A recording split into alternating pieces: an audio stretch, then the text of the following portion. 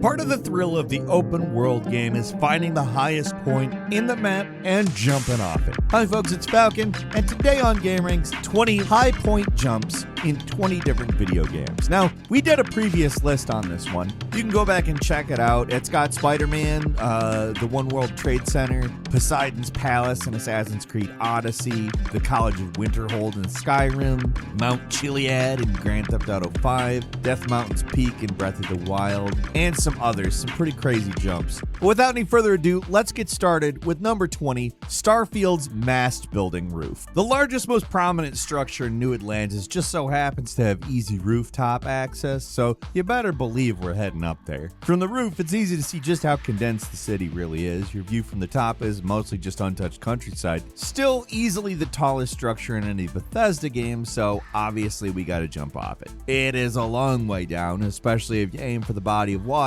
in the lower part of the city. It's a giant building that's also at the top of a cliff, so there's plenty of time to consider your life choices as you plummet to your eventual demise.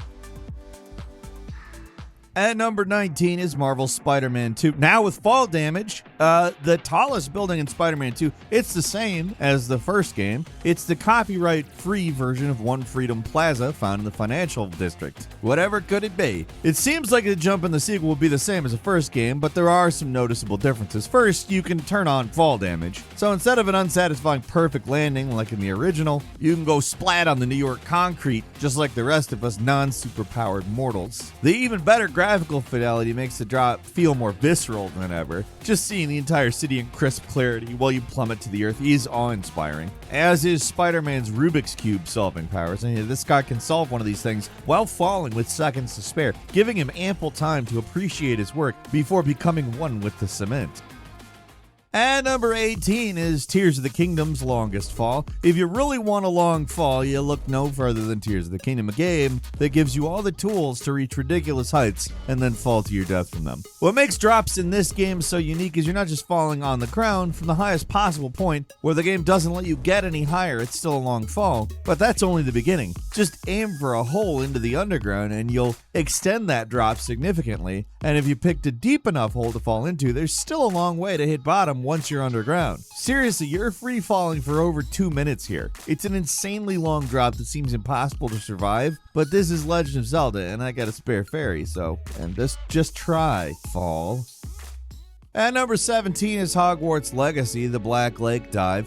Magic School has some impressively tall towers with a mind-boggling amount of stairs, but unfortunately, even after hauling our old carcass up 100 billion stairs, I still couldn't yeet myself off the tallest tower in Hogwarts. Invisible walls strike again. What's a death-seeking student supposed to do here? The castle walls back up to the edge of the cliff in the lake below. That's probably the highest point you can actually normally fall from in this game. And even then, the game tries to stop you, but with the power of some stone benches, I'm able to get on top of the barrier and jump to the lake below. Our character's some kind of survival expert, though, so they actually do the right moves when they fall into the water. They cross their arms, remain rigid, and kick out a leg to break the surface of the water, which is honestly surprising, considering they don't want you to jump off the damn thing. I wouldn't think they'd bother putting in a little detail like that. And number 16 is Horizon Forbidden West's Skyscraper Drop. You can get pretty damn high in Forbidden West, but the best places to jump are in the Burning Shores DLC. See, the main game is set in San Francisco, and you're not Sonic the Hedgehog, so there's no rolling around at the speed of sound going on, no snowboarding down San Francisco despite the lack of snow. Now, the best stuff is in Burning Shores, LA, or rather the volcanic archipelago that used to be LA. It's all filled with old skyscrapers, cliffs, plenty of water to cushion your fall. Hard to say exactly what spot's the highest, but I had the most luck with this tower that lets you land on the very top if you glide down from an aerial mount. It's a pretty long way down and it goes by in a second. There's no water nearby to aim for, so I went to another tower to get the full base jumping experience. The tower itself's a lot shorter, but it's right beside a steep cliff, so the actual fall is probably quite a bit longer. It's one of the few open world games that lets you swim underwater, so diving from up high is even more satisfying when you get to see your character actually dunk into the water and, swim. And number 15 is Dying Light 2's VNC Tower. Getting to the top of this building is the highlight of Dying Light 2. The mission where you climb up the building is so much fun, and the view from the top is breathtaking. The Dying Light games are extremely good at giving you a sense of vertigo, and they make climbing around tall buildings feel suspenseful and dangerous in a way most games don't. They're great for climbing, but even better for jumping off. The funny thing about Dying Light 2 is it's actually not possible to survive the fall, and I'm not talking about using the glider. I mean literally free falling from the top of this tower to the ground. If you land on a car, it'll break your fall. At least that's how it used to work. I know I was able to do it when the game first came out, but maybe it was just good luck. I don't know. Maybe it's just bad luck now, but I can't survive it. And it takes forever to set up, so it's got to be worth the effort.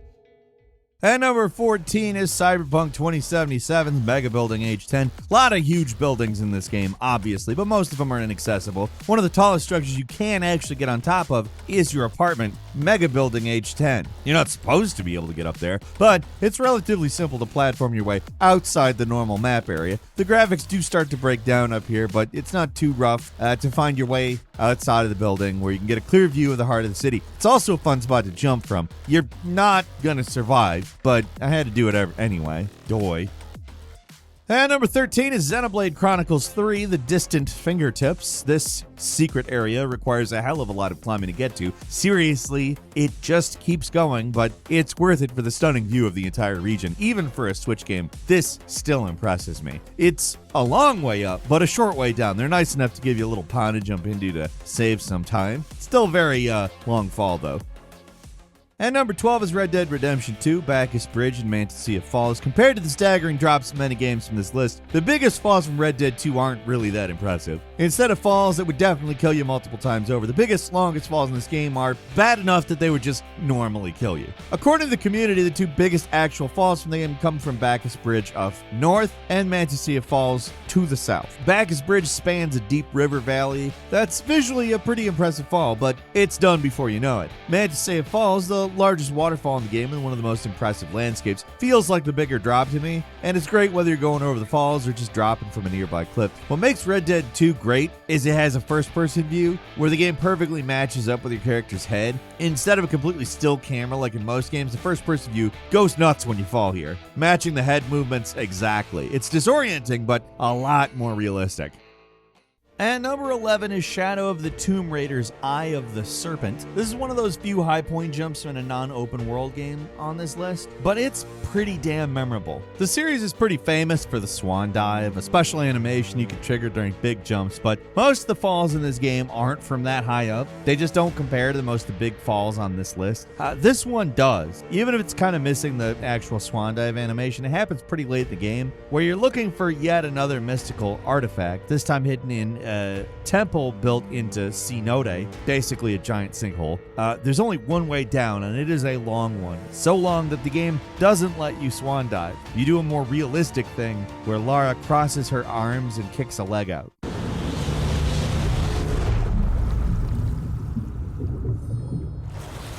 And number 10 is the fall from the Eden airship in Just Cause 3. This game gets pretty wacky with the expansions. By the last one, you're flying around like Iron Man battling a giant military airship. This thing's by far the highest point you can get on the map without just getting into a 747 and flying to the top of the skybox. Plenty high enough, though. Just falling from the top of this area is a 2-kilometer drop to the ground, so nowhere near the stratosphere. It's about 50 kilometers up, which is dang high. Pretty dang high. Takes a good long time for Rico to hit the ground. This is a guy who can pull out a parachute and a wingsuit instantly, so death by falling shouldn't really be a thing that's happening, but come on. Who wants to see him gently glide to the surface? I want impact, man. And number 9 is Super Mario Odyssey New Donk City Hall. Largest building in the Metro Kingdom is it's begging to be climbed. It's somewhat difficult, but if you've already done it, they make the trip to the top pretty easy. Climbing up to the very pinnacle of the tower gives you a great view of the kingdom, and, well, you're really only seeing the skybox. You're so high up, and the kingdom is so small that it's actually hard to see from up here. It's a satisfying jump, though, made even better by Mario's landing animation, where he's stunned for a second, but otherwise alright.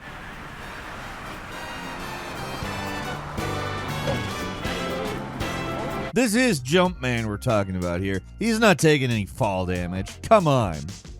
At number 8 is Sonic Frontiers, the Ray Island Towers. Near the end of the game, they send you up to this island that's not like the others. Instead of a playground filled with collectibles and challenges, it's a bunch of towers, like really tall towers. Like, look at these things. They keep going. There's 5 in total, and each one makes the high points in other games look like kiddie stuff. I mean, it is Sonic, so it's still kind of kiddie stuff, but the towers are so tall, it's hard not to call the other stuff kiddie stuff. You guys know what I mean. Falling off them takes almost as long as climbing up them. You'll be checking your watch for Sonic to hit the ground. And just like Mario, the guy basically laughs in the face of physics. Not even a drop from the upper atmosphere is gonna scratch this guy.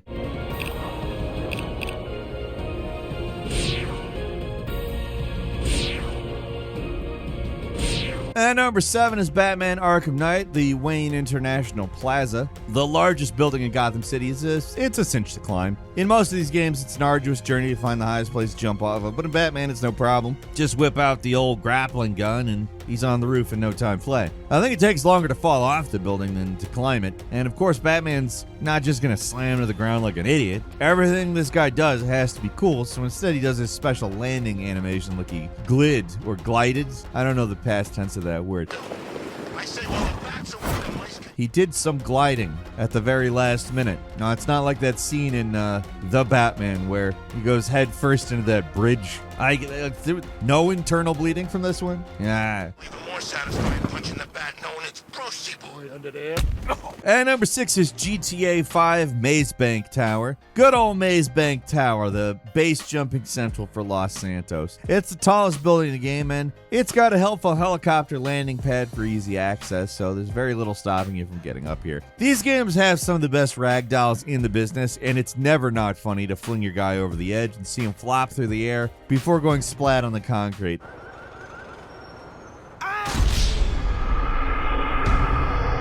What stands out to me in GTA 5 is the sense of velocity. They really make it look like you're falling fast. It's a cool effect that stands out as impressive even now. Technically, you can get higher by jumping from an airplane or helicopter, but Maze Bank is so iconic, that's what we're going with on this list.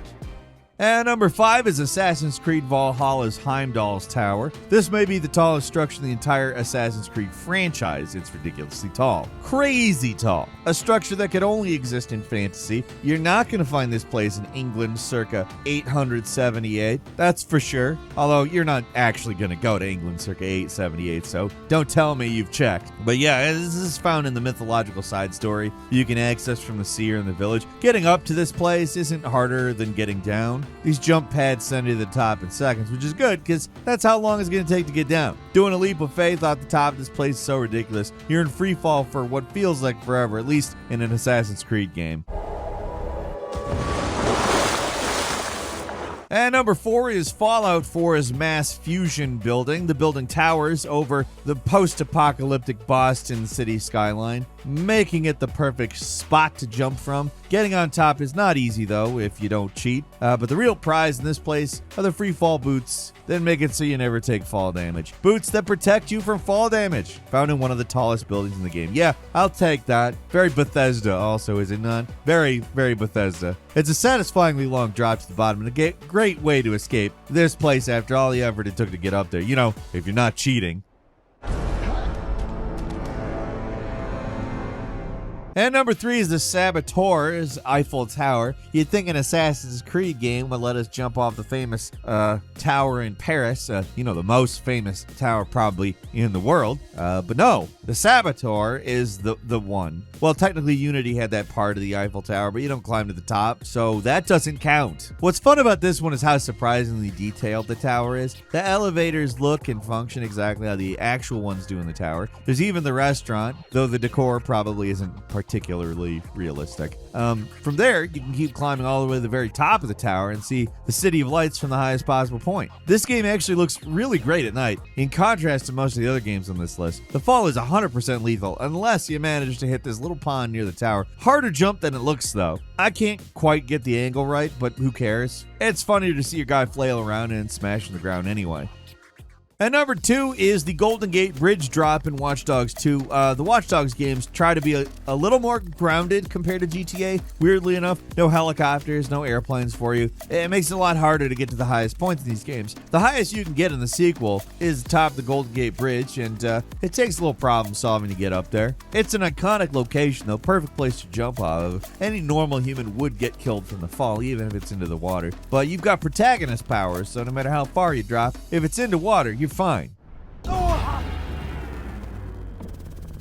And finally, at number 1, Crackdown's Agency Tower. By far the biggest building in the original Crackdown. The Agency Tower is massive. It's at the center of the city and it's always visible, but you never have to climb it. So getting the top it's just for bragging rights. Even with a maxed out character, it's still a challenge to get all the way to the top, but there's a lot of ground to cover and your guy's capable of some pretty impressive vertical leaps. So if you miss a jump, then it's a long way back to where you were. From the top, you can see the entire city. It's not all that impressive, but give the game a break. It was an early Xbox 360 game. The fall is a long one, but it's actually possible to survive if you aim at this tiny pond that the developers put there specifically for people like us.